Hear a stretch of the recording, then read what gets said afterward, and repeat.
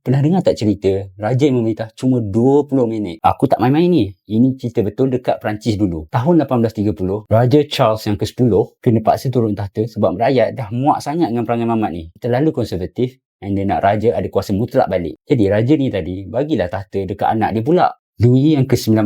Tapi Louis ni bijak. Dia perhatilah juga. Rakyat semua dah bengang. Barricade dah sampai naik kat Paris. Dia fikir kalau dia teruskan juga, confirm.